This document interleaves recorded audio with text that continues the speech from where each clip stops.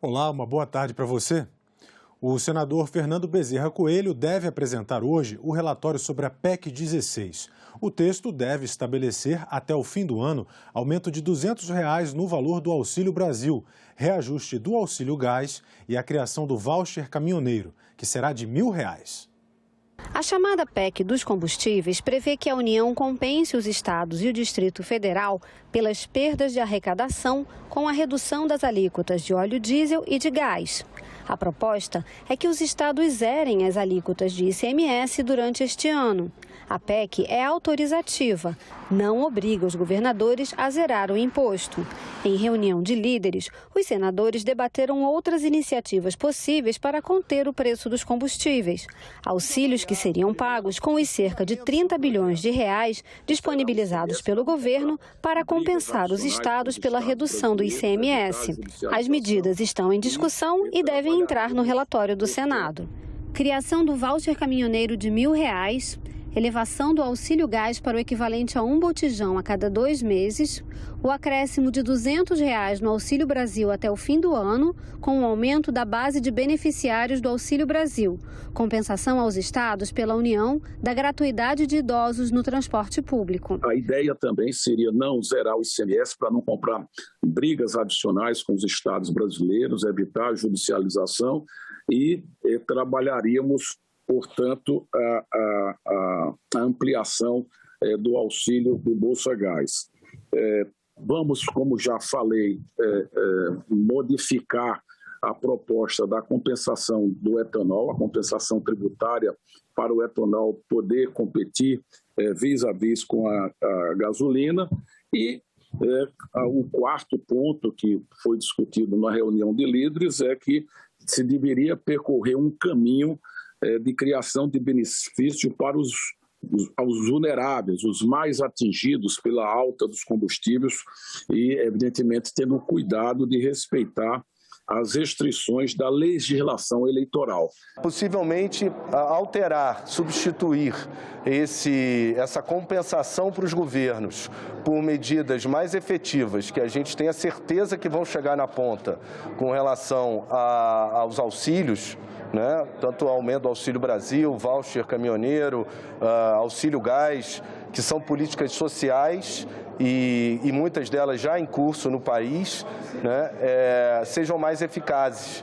O presidente do Senado, Rodrigo Pacheco, afirmou que todas as sugestões precisam ser analisadas e compatibilizadas com a responsabilidade fiscal. A essência da proposta de emenda à Constituição é a proposta do governo, que foi inclusive anunciada pelo presidente da República, relativamente à redução da alíquota de ICMS sobre o diesel e sobre o gás. E, para isso, o espaço fiscal necessário, fora do teto, para indenizar os estados que zerarem essas alíquotas. Então, essa é a essência da proposta de emenda à Constituição, mas há, de fato, outras iniciativas possíveis, inclusive defendidas pelo governo e pelo próprio Ministério da Economia, que é uma avaliação que precisa ser feita. Ainda sobre o preço dos combustíveis, foi sancionada na última quinta-feira a Lei Complementar 194, que limita a 17% ou 18% a cobrança do ICMS em combustíveis, energia elétrica, comunicações e transporte coletivo. O presidente Jair Bolsonaro vetou a compensação financeira para estados que podem sofrer perda de arrecadação. A lei é resultado do projeto de lei complementar 18 de 2022, que foi aprovada pelo Congresso neste mês. Em 30 dias, o veto vai ter que ser analisado pelo Parlamento, podendo ser mantido ou derrubado.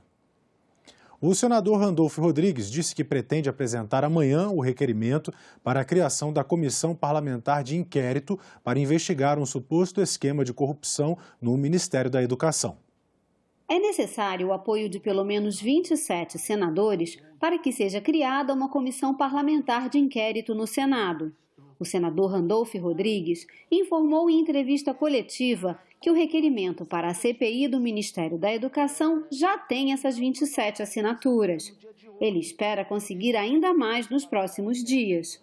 A Polícia Federal prendeu nesta quarta-feira o ex-ministro da Educação Milton Ribeiro e 2 pastores. Segundo denúncias publicadas pela imprensa que estão em investigação, eles estariam envolvidos em um esquema de cobrança de propinas para liberar para prefeituras recursos de projetos do Fundo Nacional de Desenvolvimento da Educação, o FNDE.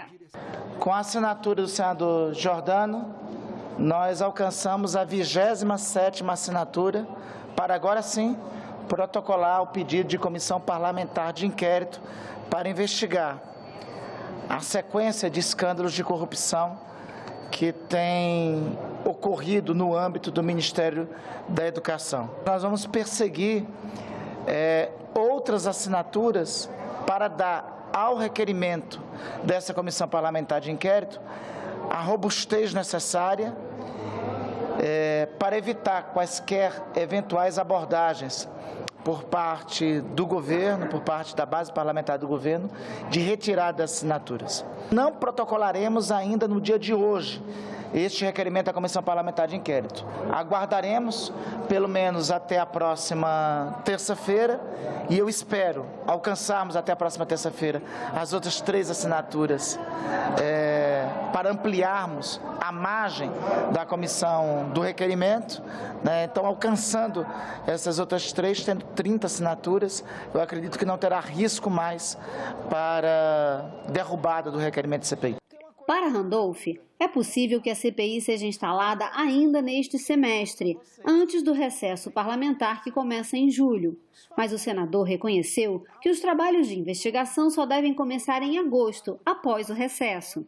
Ele defende que a CPI investigue não só as denúncias contra o ex-ministro da Educação, Milton Ribeiro, mas também as suspeitas de irregularidades no FNDE.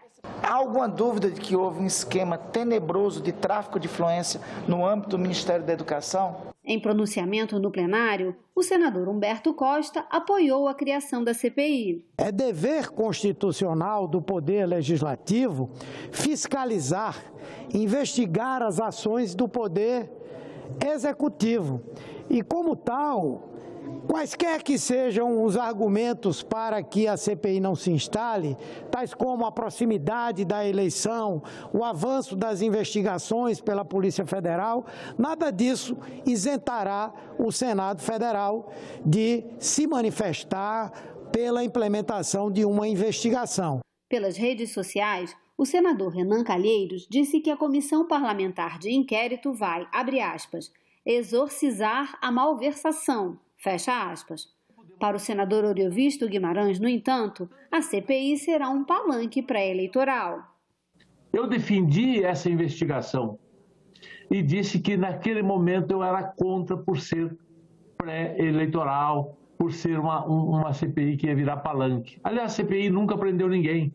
As grandes operações como a Lava Jato não foi fruto de CPI. Elas aconteceram por iniciativa do judiciário, dos procuradores, dos promotores. E agora, instalar essa CPI agora, seu presidente me perdoe, mas chega a ser ridículo. Sabe o que me parece? Me parece aquele clínico geral, que estava tentando descobrir o diagnóstico para o doente, cujos especialistas já descobriram, já fizeram o diagnóstico, já estão operando o doente, já estão medicando, e o clínico geral quer fazer uma pesquisa para descobrir que doença ele tem. Também contra a CPI, o senador Marcos Rogérios disse que, abre aspas, não vai colar, que eles tentam acusar o presidente daquilo que tanto fizeram quando estiveram no poder, fecha aspas. O presidente do Senado, Rodrigo Pacheco, afirmou que é preciso apurar os fatos de maneira rigorosa, garantindo o direito de ampla defesa e o contraditório. Afirmou ainda que o momento pré-eleitoral pode prejudicar o escopo de uma CPI, que deve ser isenta e ter o tempo necessário para a apuração a que se propõe. O fato de estar num momento muito próximo das eleições acaba prejudicando, sim, o trabalho dessa ou de qualquer outra CPI. Hoje, em audiência pública da subcomissão que avalia os impactos da pandemia sobre a educação, especialistas afirmaram que conectividade envolve muito mais do que o acesso à internet.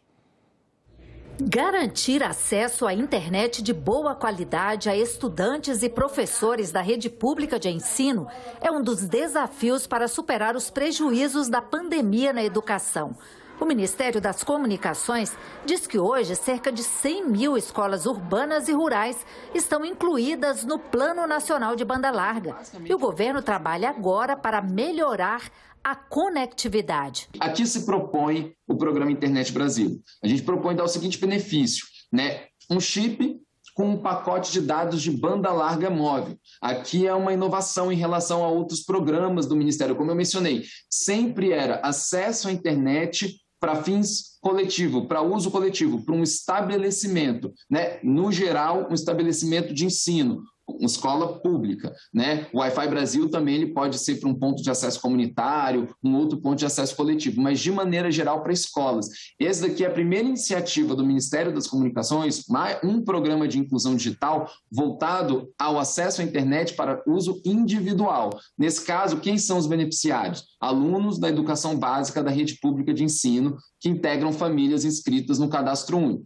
Para a presidente do Centro de Inovação para a Educação Brasileiro, CIEB, pela primeira vez temos diagnóstico e recursos para a infraestrutura.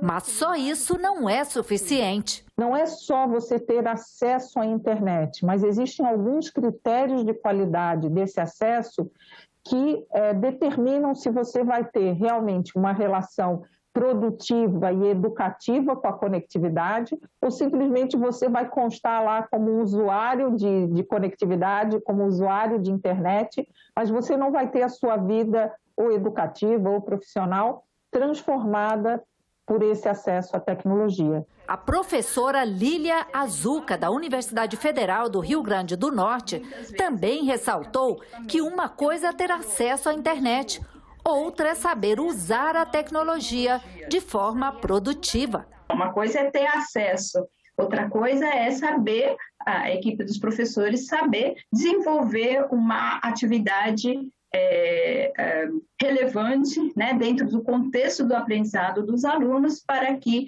as novas tecnologias sejam a favor do aprendizado desses alunos. O Serviço de Telecomunicações prioriza as políticas públicas para a educação. Perguntaria quando nós vamos ter escolas conectadas e é claro que a gente sabe que não é só botar as estruturas, a internet lá. A gente precisa envolver, qualificar os alunos. O Ministério das Comunicações já anunciou recentemente o nosso alvo lá de conectar 15 mil escolas até o fim do ano. Exatamente essas 8 mil escolas por rede terrestre, e a gente está ampliando também o atendimento por via satélite. E a gente consegue ampliar também fazendo, por isso que a base de dados pode parecer algo muito burocrático. Poxa, o problema do Brasil vai ser resolvido com base de dados? Não, mas é porque, olha só, quando eu sei uma base de dados, eu sei que uma escola está atendida, eu posso tirar um ponto de via satélite daquela escola para dar para uma escola que não tem. Isso aí é otimizar recurso público. Então, de repente, eu estou lá colocando duas políticas públicas na mesma escola e eu posso dar uma para uma e outra para outra. Então, é uma questão meio que de equidade, tá? de redução de desigualdade. Os impactos das mudanças climáticas em territórios urbanos e rurais negros no Brasil. Esse foi o tema da audiência pública conjunta desta segunda-feira das Comissões de Direitos Humanos e de Meio Ambiente do Senado.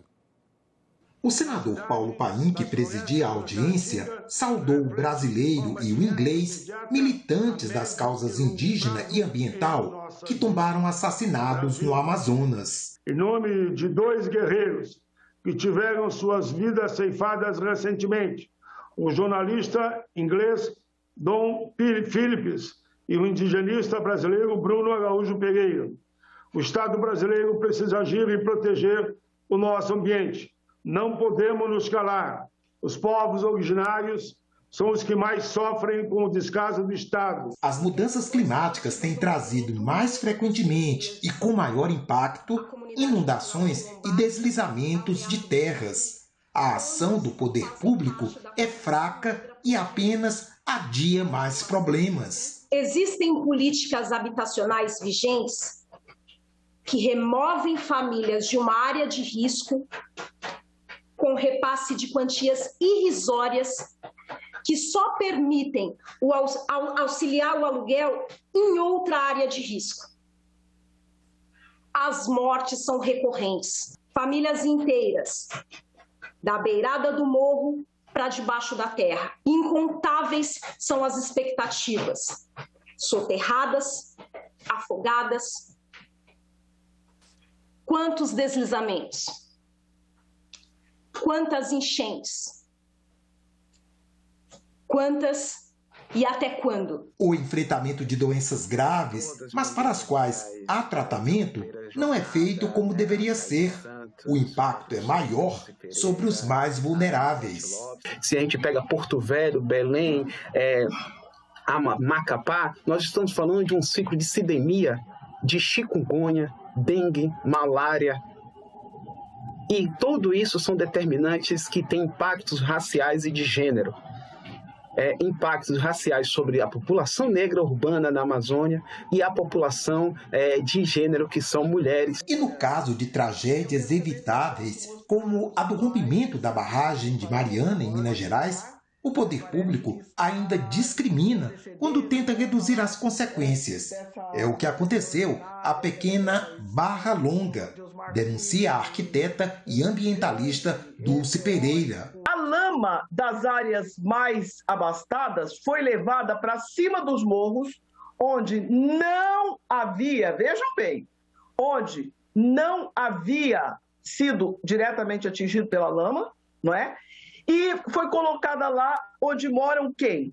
As pessoas negras. Além das mudanças climáticas, esses debatedores chamam a atenção para o desmonte das estruturas institucionais de proteção ao meio ambiente e a comunidades vulneráveis, e para ações prejudiciais de governos e de projetos empresariais. Os problemas que essas comunidades vêm tendo por conta do impacto das mudanças climáticas, mas também de algumas ações, às vezes até governamentais, em outras empresariais. Temos aí o enfraquecimento do INCRA, que não regulariza os territórios quilombola. Nós temos aí o enfraquecimento da FUNAI. Nós temos aí a perseguição, né, sobre os povos do campo, da água e da floresta, e nós temos também a perseguição sobre os territórios marinhos, né, os territórios pesqueiros. O Senado deu posse hoje aos 27 estudantes de escolas públicas de ensino médio de todo o país, escolhidos por meio de concurso de redação para participar do programa Jovem Senador. Durante uma semana, os jovens senadores vão vivenciar o trabalho legislativo e sugerir projetos que podem até virar lei. Após 2 anos suspenso por causa da pandemia da Covid, o programa Jovem Senador é retomado com o tema 200 anos de independência, lições da história para a construção do amanhã. Os 27 alunos de escolas públicas de ensino médio vencedores da redação prestaram juramento no plenário do Senado, seguindo um rito semelhante à posse de senadores. Prometo guardar a Constituição Federal e as leis do país, desempenhar fiel e lealmente o mandato de senadora que o povo me conferiu e sustentar a união, a integridade e a independência do Brasil. Após o juramento, os jovens senadores elegeram por voto secreto a mesa diretora que irá dirigir o trabalho dos estudantes durante o período de vivência do processo legislativo. Muitos no Brasil não sabem, mas desde o início do programa já foram apresentados 54 proposições ao colegiado. Destas, 40 foram aceitas e passaram a tramitar como projeto de lei e 2 seguiram como proposta de emenda à Constituição. Que possamos fazer a diferença juntos, que possamos estar sendo exemplo para os outros alunos que ainda estão por vir, para os próximos jovens senadores, que possamos estar sendo exemplos para alunos que queiram seguir no ramo da política, alunos que queiram seguir os seus sonhos. Reunião extraordinária do Conselho de Administração da Petrobras aprovou o nome de Caio Paz de Andrade para o Conselho e presidência da empresa. Mas ações na Comissão de Valores Mobiliários questionam sua capacidade de atuação. Esse é o tema da coluna de economia de hoje. A aprovação do nome de Caio Paes de Andrade para a presidência da Petrobras não dá sinais de sanar a crise em torno da empresa. Na sexta-feira, ele foi avaliado como capaz por 4 dos 5 integrantes do Comitê de Elegibilidade e pôde, assim, ser aprovado no Conselho de Administração, onde o governo tem maioria. Mas Caio Paes de Andrade enfrentará questionamentos legais quanto à sua capacidade para o cargo. Já na manhã de hoje, a Associação Nacional dos Petroleiros Acionistas Minoritários da Petrobras, ANAPetro, entrou com representação junto à Comissão de Valores Mobiliários contra a nomeação de Paes de Andrade. Os petroleiros acionistas argumentam que o candidato do governo não possui o notório conhecimento da área, nem a experiência em gestão empresarial exigidas pela Lei das Estatais, que é de 2016, e o decreto presidencial de número 8.945 do mesmo ano, que regulamenta a lei. Segundo o presidente da ANAPetro, David Bacelar, a diretoria da Petrobras está cometendo uma série de irregularidades, pois as regras de governança da empresa determinam um prazo de 8 dias entre a votação do comitê e a reunião do Conselho de Administração, e depois mais 30 dias para a realização de Assembleia Geral dos Acionistas para ratificar a decisão do Conselho. A proximidade de Caio Paes de Andrade com o ministro de Minas e Energia, Adolfo Saxida, defensor da entrega da Petrobras ao setor privado, levantou ainda o temor de que o governo possa adotar de imediato medidas no sentido de privatizar totalmente a empresa ainda este ano. Para isso, bastaria um projeto de lei que mude a lei do petróleo. Caso isso aconteça, Bacelar avisa que os petroleiros entrarão em greve nacional. E aí a crise pode se aprofundar ainda mais. Especialistas apontaram em audiência no Senado desafios de uma melhor integração entre legislativo e executivo para reduzir a violência e a exploração sexual contra jovens e crianças no Brasil.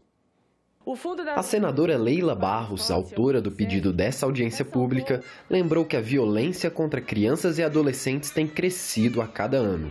O nosso país ocupa o 2º lugar no ranking mundial de exploração sexual de crianças e jovens, com cerca de 500 mil de vítimas a cada ano. É impossível encontrarmos soluções para o problema sem que todas as possíveis instâncias governamentais que tangenciam esse tema sejam ouvidas. O plano de enfrentamento da violência contra crianças e adolescentes, lançado pelo Ministério da Mulher, Família e dos Direitos Humanos, destina 109 milhões de reais a projetos que combatem a violência física, psicológica e institucional. No ano de 2021, nós tivemos 100.974 denúncias de violências pelo Disque 100. Foram 12.597 estupros e 2.769 denúncias envolvendo exploração sexual. Como desdobramento da violência, também estão presentes outras grandes prioridades da saúde dos adolescentes e jovens, como, por exemplo, a gravidez na adolescência, como, por exemplo, os transtornos mentais, ansiedade, depressão e suicídio. São situações satélites ali, que geralmente permeiam o mesmo contexto da violência. O presidente do Conselho Nacional dos Direitos da Criança e Adolescente, o CONANDA, disse que faltam ações concretas no plano do governo. Reclamou que a sociedade civil não foi ouvida e que os recursos destinados são escassos. Lembrou ainda que dentro do campo da violência institucional é preciso criar diretrizes para que médicos e juízes não coloquem seus valores pessoais acima da lei.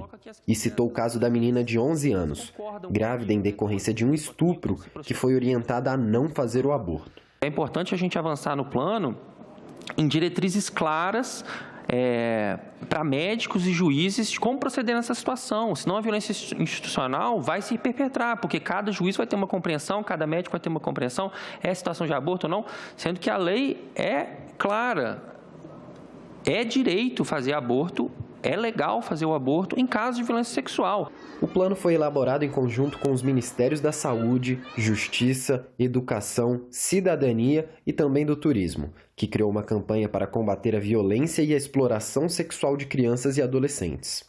Para ajudar a proteger seus direitos, o Ministério do Turismo criou o Código de Conduta Brasil, um programa de livre adesão e gratuito que estabelece, junto aos prestadores de serviços turísticos, o compromisso de combate à exploração sexual de crianças e adolescentes.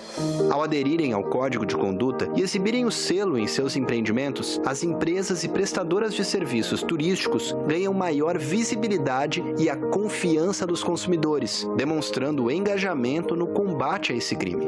Essas crianças, esses jovens vítimas, né, dessa atrocidade que, enfim, a gente sabe que é alarmante os números no país e que a gente, o Senado principalmente, o Congresso Nacional não pode fechar os olhos para essa realidade, tem que se abraçar o Poder Executivo, a sociedade civil, para de forma mitigarmos esse impacto tão grande da violência contra as nossas crianças e nossos jovens. E nós ficamos por aqui. Você pode rever as reportagens desta edição na nossa página na internet. Acesse senado.leg.br/TV. Muito obrigado pela sua companhia e até a próxima.